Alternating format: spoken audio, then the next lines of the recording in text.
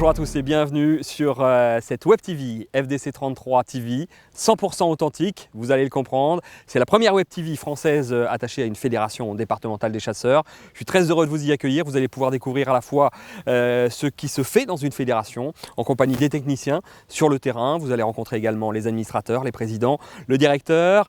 Bref, cette Web TV est aussi le reflet de ce qui se fait dans une fédération, aussi bien au niveau scientifique que technique.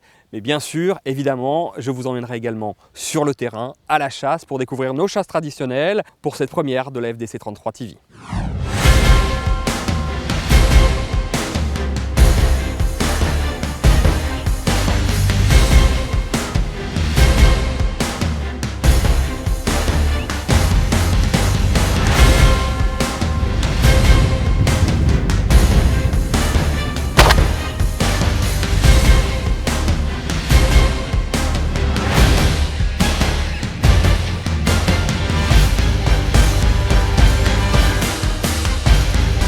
Oui, nous sommes fin août et on est en plein dans le début de la migration des bécassines des marais, avec une forte proportion de jeunes dans les populations qui migrent chez nous.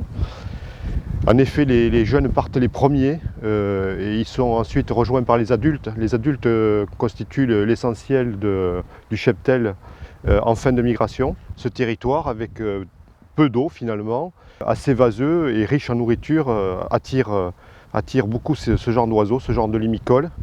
Ce ne sont pas les seuls, les bécassines ne sont pas les seuls limicoles à fréquenter le territoire, mais ils font partie quand même des espèces les plus fréquentes en ce moment.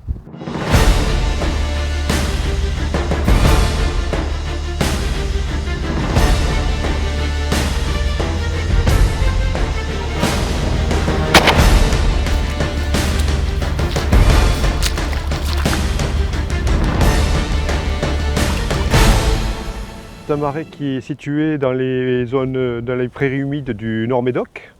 C'est un territoire qui a été classé Natura 2000. Et en fait, c'est un milieu très attractif pour tout un tas d'oiseaux, et en particulier pour les limicoles. Et bien sûr pour les anatidés, puisque donc on les chasse ici à la tonne, essentiellement, même si on peut enlever de temps en temps comme ça au cul levé. Alors ce qu'il faut savoir, c'est que ce type de marais a été aménagé pour accueillir bien sûr le plus grand nombre d'oiseaux possible, et il fait l'objet d'un suivi régulier depuis au moins 6 ans dans le cadre d'une enquête sur la nidification qui est effectuée par la Fédération des chasseurs.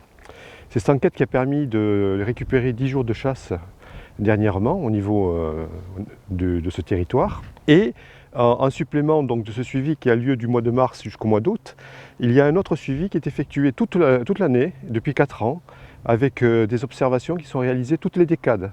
Et donc ça permet d'avoir une banque de données extraordinaire sur les oiseaux qui fréquentent ce milieu. Et ça permet aussi de voir l'apport des aménagements sur la fréquentation. Parce qu'au début, c'était une prairie tout à fait banale. Et depuis que on a remis ce territoire en eau, qu'on y a effectué quelques travaux d'aménagement, la quantité d'oiseaux présentes ne cesse d'augmenter. Et donc c'est bien le signe de la réussite de ces aménagements. On poursuit les suivis de manière à mieux comprendre comment s'effectuent les migrations, comment s'effectuent les escales migratoires. Et ça nous permet donc d'alimenter au niveau de la fédération aussi une banque de données importante sur la biodiversité des prairies humides et des mares de tonnes.